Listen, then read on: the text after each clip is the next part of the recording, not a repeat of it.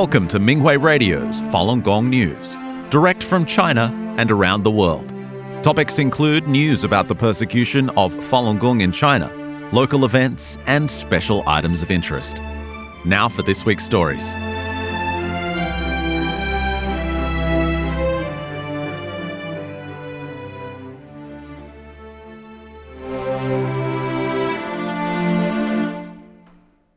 Sweden. Falun Dafa practitioners held truth clarification events in front of the Stockholm's Nobel Prize Museum every Friday, Saturday, and Sunday afternoon in August. The beautiful Falun Dafa exercise music, peaceful and tranquil exercises, and the educational boards and banners attracted the attention of numerous passers-by. Many tourists showed interest in the exercises and started imitating the exercise movements along with the practitioners' demonstrations. August is the peak of the summer tourist season in Sweden, and tour groups often visit the museum, and often tour guides explained to their groups why the practitioners were demonstrating the exercises and distributing materials. Many tourists approached the booth to take photos or get materials, which were available in many languages. People signed the petition against the persecution and expressed their support for Falun Dafa practitioners' peaceful efforts to end the persecution. Japan. Tokyo's China Festival took place on September 6th and 7th, and Falun Dafa practitioners participated. Many booth visitors expressed their support. A Japanese man told practitioners that the CCP destroyed China's traditional culture, including etiquette. He said that Falun Dafa was the hope of China's future and loudly exclaimed, "Way to go, Falun Dafa!" A family from China told practitioners that they had immigrated to Japan because they couldn't endure living under the CCP. They wanted to practice Falun Dafa and improve their health and were looking for a group exercise site close to their home. A Japanese person who overheard their conversation asked the practitioner, "Is it correct that you have to improve your character in order to improve your health?" The practitioner replied, "You are absolutely correct. Practicing Falun Dafa is a process of improving one's character. Starting from being a good person, we walk a journey of improving our minds and bodies." A few Chinese people observed the practitioners' activities from a distance. One of them cursed them and tried unsuccessfully to make them leave. Israel. Informational events took place in Jerusalem, Tel Aviv, Jaffa, and Beersheba on Thursday, August 21st, to introduce Falun Dafa to the public and raise awareness of the Chinese Communist Party's persecution of the practice in China. The activities were held from 6 to 8:30 p.m. and included a demonstration of the Falun Dafa exercises, handing out leaflets, and collecting signatures on a petition calling to end the CCP's state-sanctioned forced organ harvesting. Many Israelis signed the petition and talked with practitioners to learn more about the practice. France. Falun Dafa practitioners held activities in several districts of Paris to introduce the practice and raise awareness of the CCP's persecution in August. The activities drew the attention of tourists and local residents, and booth visitors signed a petition calling to stop the crimes being perpetrated by the CCP. Gymnastics teacher Samaria said she was unaware of the CCP's state-sanctioned forced organ harvesting in China and was stunned. She said, "This is not human behavior, it's demonic." Ahamada, an optician, was delighted to learn about Falun Dafa. He said, "Truthfulness, compassion, and forbearance are very important. They are essential values for humanity and allow us to move forward in this direction." He signed the petition hoping for an end to the persecution. Austria. The European Tianguo marching band performed at Stephansplatz in the city of Vienna on August 29th. And during a rally at Helmut-Zilk-Platz the next day, a number of spectators remarked that they enjoyed the music. One said, "Very good music. I only listened to it for a few minutes and felt my soul had gone to a different place. I also saw someone meditate, which I don't often see in Vienna. I want to learn more about Falun Dafa." Practitioners handed out flyers containing information about the practice and the ongoing persecution while the band performed. They also collected signatures on a petition that urges the Chinese Communist Party to end the persecution and stop the practice of live organ harvesting. On August 30th, Falun Dafa practitioners held a rally in March in Vienna. They demonstrated the Falun Dafa exercises and raised awareness of the persecution. Many people signed the petition. The Tianguo marching band, waist drum team, and the lion and dragon dance teams all participated in the parade.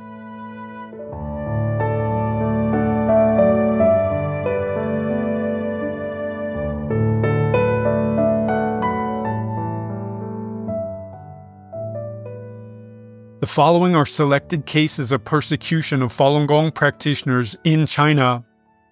A 61-year-old woman in Liaoning province was admitted to prison a month ago to serve a 3-year term for her faith in Falun Gong. This is the third prison term Miss Zhao Huijun has been given since the start of the persecution in 1999. Miss Zhao was arrested for talking to people about Falun Gong on the street. Prior to her latest sentencing, Miss Zhao was twice sentenced for a total of 9 years. During those years, she suffered from various forms of torture in prison, including freezing, beatings, and force feeding. In 2012, Miss Zhao held a hunger strike to protest her situation and was hospitalized. She was handcuffed to her bed one evening and overheard a nurse talking to an inmate. "Didn't she want to die? I can make her wish come true. I will add 500 to 1,000 milliliters of water to her IV drips every day. She will have excessive fluid in her body and her organs will all start to fail in 1 week." At her release, she weighed less than 35 kilograms. By practicing Falun Gong, she recovered in 3 months, only to be arrested again. Starting around April, the Beijing Prison Administration Bureau dispatched guards to a prison in Shanxi province to help launch a new torture campaign aimed at forcing detained Falun Gong practitioners to renounce their faith. All Falun Gong practitioners who were recently admitted to the prison were brought to solitary confinement. They were forced to stand all day long without sleep. The guards also beat them and pepper sprayed them. After this round, the remaining practitioners in the prison were taken to the solitary confinement section and tortured. One of the detainees, Mr. Hu Lijun of Taiyuan, was sentenced to 2 years in a forced labor camp in 2000. He suffered brutal torture in custody and was arrested again after his release. At that time, he was shocked with electric batons of 180,000 volts for many hours, severely burning his body. He managed to escape from custody and was forced to hide from the police for over 20 years until his recent arrest. Miss Zhang Li Feng, 65, from Guyuan City, is serving a 2.5-year prison term for her faith in Falun Gong. Miss Zhang went to visit her daughter in early 2025. A person spotted her talking to people about Falun Gong and followed her. That person then reported her to the police and she was arrested in March. Miss Zhang was later secretly sentenced to prison. Details about her indictment, trial, and sentencing are unknown. This is the 7th time Miss Zhang has been arrested since the start of the persecution. In addition to Miss Zhang's ordeal, her 3 sisters and 1 niece have also been targeted for practicing Falun Gong. Her oldest sister, Miss Zhang Yufeng, was tortured to the point of disability in a labor camp and remains bedridden to this day. Her husband, Mr. Shu Yaozhen, died as a result of the persecution. Their daughter, Miss Shu Yan, was sentenced to 3 years in prison. Miss Zhang Li Feng's 2 other sisters, Miss Zhang Shufeng and Miss Zhang Lanfeng, also lost their lives to the persecution. A woman in Taiyuan City has been unable to speak due to hypertension for several years. Yet, the authorities still attempted to take her into custody to serve a prison term she was given in September 2020. The wrongful conviction of Ms. Gao Jiping, in her 60s, stemmed from her arrest in 2019. Her husband, Mr. Zhou Shoushan, and their daughter, Ms. Zhou Na, were also seized at that time. The police targeted the family because they practiced Falun Gong.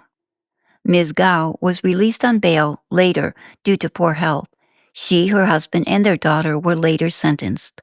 The couple were each given 3 years, and their daughter was sentenced to 2 years. Since her release, the authorities have made multiple attempts to put Ms. Gao in jail, but have failed each time. In 2021, a court ordered Ms. Gao to undergo physical exams at several hospitals. 2 years ago, 4 officers harassed Ms. Gao at home and left without arresting her. Since then, all the medical exams taken have showed Ms. Gao is unfit for detention.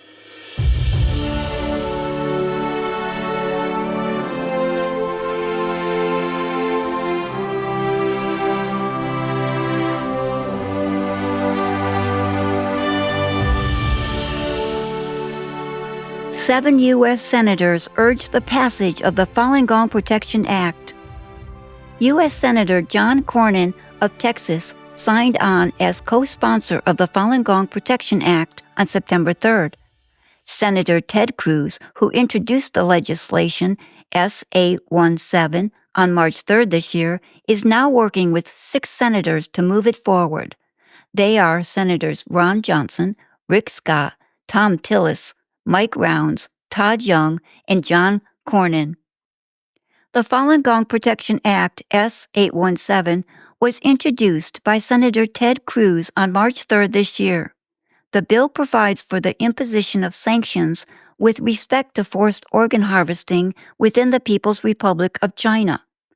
10 Texas state senators, that included Senator Angela Paxton and Texas House Majority Leader Representative Tom Oliverson, wrote letters to Senator Ted Cruz expressing strong support for the Falun Gong Protection Act and to thank the senator for his efforts on this important issue. They also urged the U.S. Senate to take swift action. Representative Tom Oliverson wrote in his letter, "For over 2 decades, people of faith have endured arbitrary detention, torture, and even forced organ harvesting simply because of their spiritual beliefs. History will remember how the world responded to such atrocities. The United States must not remain silent." Your bill provides a vital mechanism to hold perpetrators accountable and to protect innocent lives. He urged the senator to continue mobilizing Senate colleagues so this historic legislation can be enacted without delay. To date, tens of thousands of Texas residents have signed the petition supporting the passing of the Falun Gong Protection Act.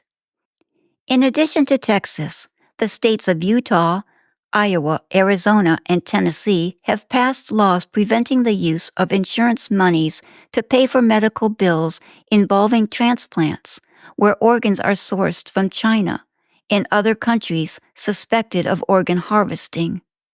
On September 3rd, House Speaker Mike Johnson responded to a journalist's question following news that Russian President Putin and Chinese President Xi were heard discussing increasing their longevity through organ transplants.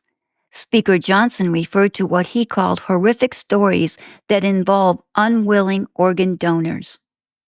On the same day, Representative Chris Smith, co-chair of the Congressional Executive Commission on China, called on the Senate to act fast and move the bill up. The U.S. House of Representatives unanimously passed the Falun Gong Protection Act on May 5th this year. Representative Scott Perry of Pennsylvania, one of the proposers of the bill, published an opinion article in the Epoch Times on June 12th. He said China's state-run organ transplant system operates in hospitals in a coordinated, bloody campaign of butchery of its own citizens, and it must stop, or the United States must cease engaging with China. He added, "I now call on the Senate to pass my bill for President Donald Trump's signature and enactment without delay. Those who suffer these indignities and horrors have no time to spare. Colombian lawmakers praise the art of Zhenshanren exhibition. Falun Dafa practitioners in Medellin, Colombia, held 2 Art of Zhenshanren exhibitions in August. The first exhibition was held at the Medellin City Council from July 28th to August 15th. The second event took place from August 18th to August 29th at the headquarters of the Assembly of Antioquia. Practitioners had the opportunity to speak at the plenary sessions of both the council and the assembly to inform all councilors and deputies about the history of the exhibition, as well as the practice of Falun Dafa, its principles and benefits. They also exposed the persecution of the practice underway for decades in China, as well as the resolutions that have been passed around the world to raise awareness of the crimes and to end the forced organ harvesting from prisoners of conscience. Councilman Farley Jahir Marcus Betancourt said he admired the bravery and sacrifice of practitioners who persevere in their faith despite such overwhelming persecution. The counselor was particularly struck by the painting titled Position by Kunlun Zhang, which shows the artist's interpretation of how the divine rewards those who persist in goodness and punish those who commit evil deeds. He said that he saw the CCP's persecution represented in an almost Dantesque scenario, where the persecutors in society will ultimately face divine retribution. The deputy of the Assembly of Antioquia, Carmelo Andres Cali Ochoa, said that the exhibition is a wake-up call to humanity about the tragedy currently taking place in China. He condemned the CCP's forced organ harvesting from Falun Dafa practitioners, as well as its general exploitation of Chinese people, and praised the artistry of the exhibition. He pointed out that China is a country that appears to be a model of productivity, competitiveness, and technology, but in reality has been internally plagued by decades of systematic human rights violations. Deputy Kali Ochoa said of the exhibit, "All of these paintings, which are wonderful and very well done, convey powerful messages that should be kept in mind." He called the defense of human rights humanity's greatest achievement and said that it is fundamental. Deputy Kali Ochoa added, "So let us not be caught off guard and become desensitized, which is the best way to encourage violence, sectarianism, and the permanent disregard for life and human beings. Hopefully this call to humanity from here, from the Antioquia Assembly, will reach every heart, because today it is the Chinese, tomorrow it could be us." Falun Dafa receives widespread support in communities across the U.S. Over 1,000 Falun Dafa practitioners held a grand parade in Brooklyn, New York on September 7th to introduce the practice to the public and to thank the U.S. House of Representatives for passing the Falun Gong Protection Act. The parade was led by the Tianguo Marching Band, much to the delight of onlookers. The procession included giant models of Falun Dafa's main book, Zhuan Falun, in both Chinese and English, as well as dragon dance and lotus dance teams. Some Chinese people made handmade banners and joined the parade in support of practitioners. The Riverfront Jazz Festival took place on the Hudson River in Albany, New York on September 6th. Falun Dafa practitioners set up an information booth where many people watched as they demonstrated the exercises, undaunted by rain. One woman with approximately 1,000 followers in her Facebook account took a video and said she wanted to share the peaceful exercise demonstration and information about the CCP's persecution. A reporter from station Bangla TV interviewed practitioners about the benefits of the practice, its far-reaching spread across the world, and the CCP's persecution. He recorded the entire interview to broadcast it. Fall classes began on September 2nd at Columbia University in New York City, and the campus was bustling with activity during the first 2 days, with student groups setting up booths to promote themselves and welcome students to join. The Falun Dafa Club was invited to participate in the Religious Life Activities Fair on September 3rd. The club members demonstrated the exercises and distributed leaflets about the practice along with small lotus flower keepsakes. Free classes and exercise instruction were offered, in addition to free online books and videos. Many faculty and students signed a petition in support of the Falun Dafa Protection Act, currently awaiting passage in the U.S. Senate. The Tapestry Multicultural Festival took place in Chicago, Illinois on September 6th, and Falun Dafa practitioners presented exercise demonstrations and provided an introduction to the spiritual practice. Many people immediately expressed an interest in learning the exercises and were surprised when they were told the practice is taught for free. Some people learned the movements during the event. People were happy when they discovered they could go online to learn more. Falun Dafa practitioners from the greater Washington, D.C. area participated in the Labor Day Parade and celebrations in neighboring Kensington, Maryland on September 1st. Many residents thanked them for bringing the message the world needs, truthfulness, compassion, and forbearance, to the event. Practitioners demonstrated the exercises on their parade float. A petition calling for an end to the CCP's persecution of Falun Dafa received many signatures. The 208th Three-County Fair in Northampton, Massachusetts was held from August 29th to September 1st. Falun Dafa practitioners set up a booth where they introduced the practice and raised awareness of the CCP's persecution. Held annually over the Labor Day weekend, the 4-day festival is widely praised for its diverse offerings and community focus. The event attracts thousands of residents and visitors each year. Practitioners demonstrated the Falun Dafa exercises and told people about the CCP's persecution and transnational repression.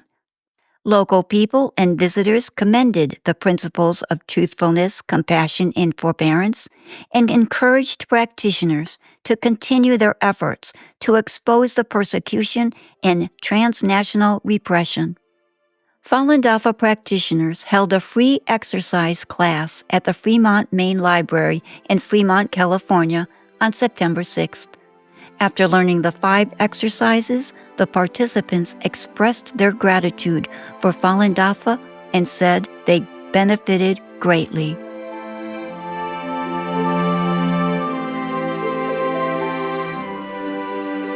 Thank you for listening to the Minghui Radio Podcast. For more information, including news about the persecution of Falun Gong practitioners in China and experience sharing stories by practitioners around the world, please visit our website at en.minghui.org.